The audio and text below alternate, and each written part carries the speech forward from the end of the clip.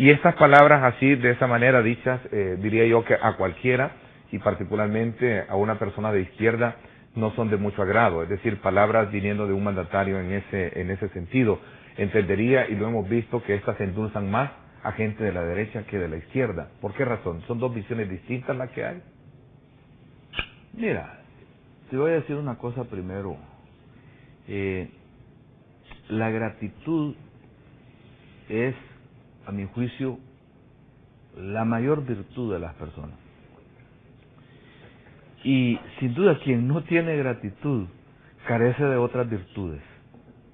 O sea, no se puede tratar de esa manera a los miles y miles de compatriotas que han trabajado para que llegáramos a este momento.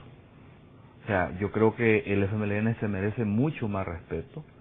Decir cosas que no corresponden con la realidad, cosas que nosotros nunca hemos dicho. Nosotros nunca hemos dicho que vamos a impulsar un modelo chavista. ¿El presidente Funes está equivocado entonces? Es totalmente falso, eso nunca lo hemos dicho. ¿Está equivocado el presidente? Es prácticamente lo mismo, ¿no? O sea, nosotros nunca hemos dicho que vamos a copiar un modelo. Otra cosa es que nosotros sí creemos que debemos de tener una mejor relación con esos gobiernos, una relación solidaria, incluso pragmática, por qué no decirlo, como la tiene Brasil, por ejemplo, con Venezuela, una relación de cooperación, ¿verdad? Y no una relación de subyugación, de subordinación. Estamos totalmente en contra de subordinar nuestro país y nuestra política exterior a cualquier designio exterior. Toda la vida hemos luchado por la independencia, lo repito. El presidente se estaba refiriendo, cuando da esas palabras, a la conducta que tiene la derecha económica, la derecha empresarial y la derecha política del país. Que decía es que no han entendido de que este no es un gobierno del FMLN, este es un gobierno amplio, etcétera, etcétera. A ellos se estaba refiriendo.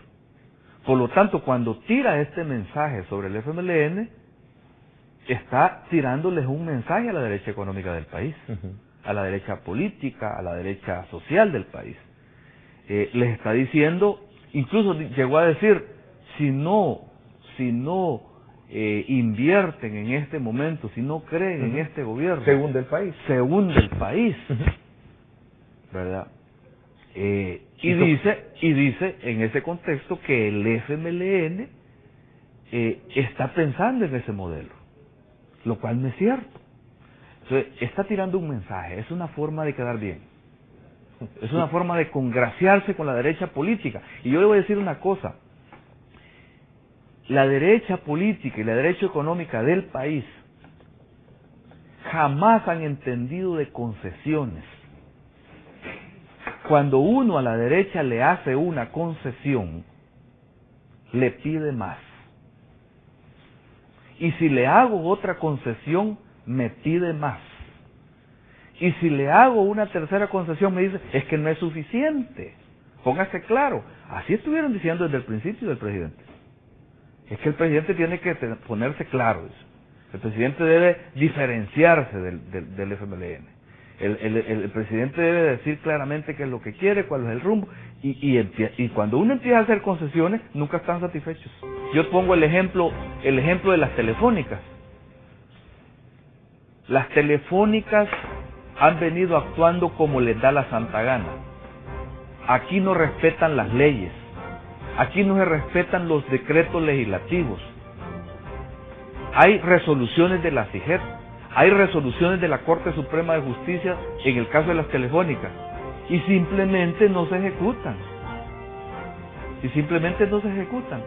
O sea, ahí se puede transformar la realidad, pero hay que darle instrumentos a la superintendencia a la CIGET para que pueda hacerlo, pero no se les da. No se le fíjate, nosotros eliminamos en la asamblea el cargo fijo de telefonía, es una cosa que se podía hacer, claro, pero no hubo voluntad. ¿De quién? Del presidente. Porque la asamblea y el FMLN impulsó esa iniciativa, pero el presidente no quiso.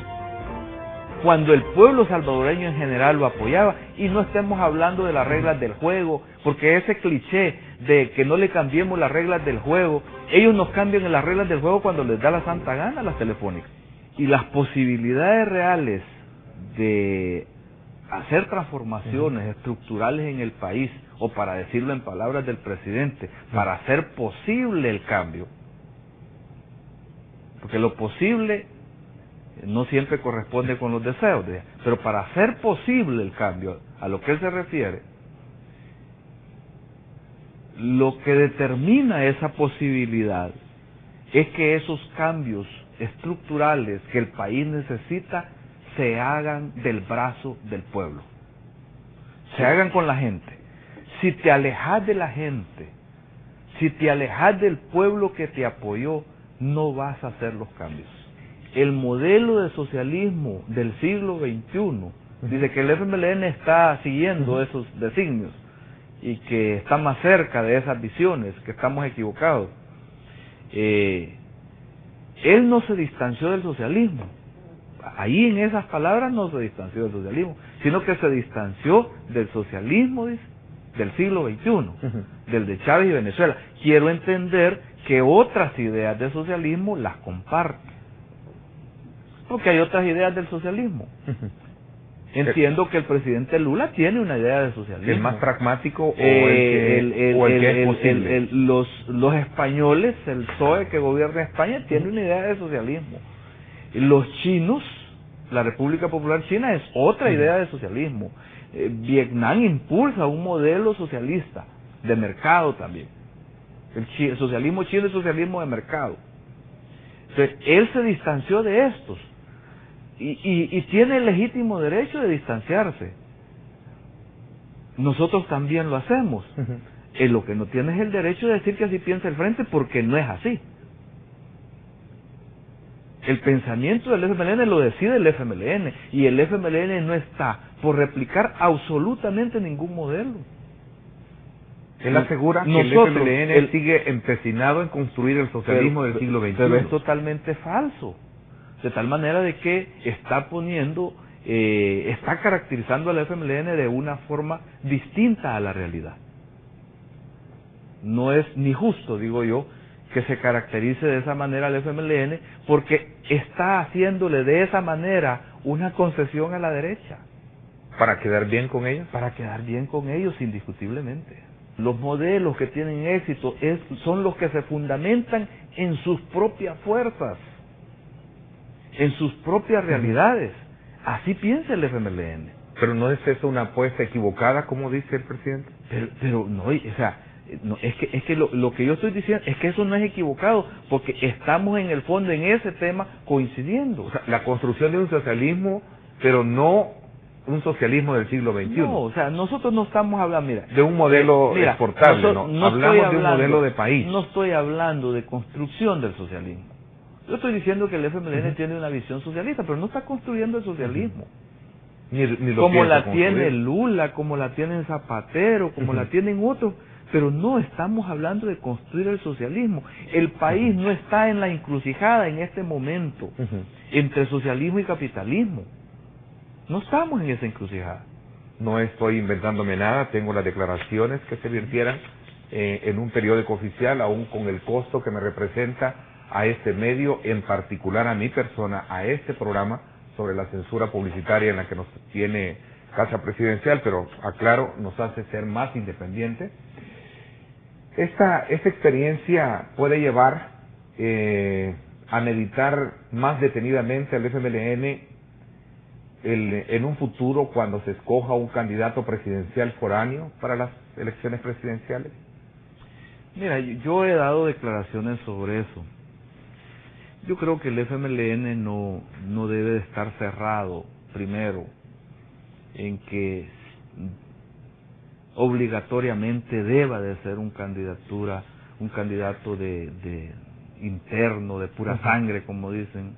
Yo creo que no, o sea, creo que las circunstancias no deben llevar a esas conclusiones. De nada me sirve tener una candidatura que me asegure cambios si no tiene posibilidades de ganar. Y eso se puede medir, hay instrumentos científicos para establecer si alguien puede ganar o no.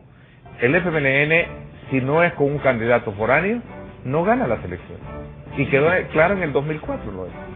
No, él se estaba refiriendo justamente a, más bien cuando estaba diciendo eso, estaba diciendo de que no necesariamente es por eso que se tomó la decisión de una candidatura. Yo creo que, mira, mi valoración, insisto, es que debemos de estar abiertos, debemos de estudiar la realidad, hay que ver cómo quedan las condiciones después de las elecciones de diputados y alcaldes, hay que ver quién gana la elección de diputados y alcaldes, cuál es la nueva realidad política que se configura en el 2012, y a partir de ahí tenemos que valorar cuál es la persona o el equipo de personas que conviene para promover a una candidatura presidencial, pero falta un par de años para tomar esa decisión. La composición del partido ha cambiado bastante. Antes no existían empresarios en el FMLN. Ese es un rasgo nuevo de los últimos tiempos, de los últimos años. Y el FMLN también en ese aspecto ha venido teniendo una metamorfosis. El FMLN cree que debe de funcionar, que debe de existir un sector privado en el país fuerte. Sí tenemos prioridad por la defensa de los intereses de los trabajadores, es nuestro énfasis, es visión socialista también, defendemos los intereses de los de abajo, de los pobres, de los trabajadores, esa es nuestra prioridad, ¿ya? Pero sí creemos que debe de haber un sector privado fuerte.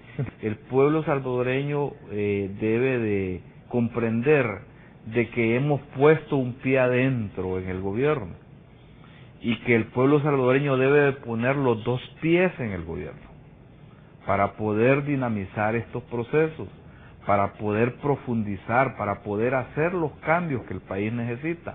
Esos cambios son incontenibles, esa fuerza de cambio que generó el 15 de marzo este cambio político, esos cambios son incontenibles.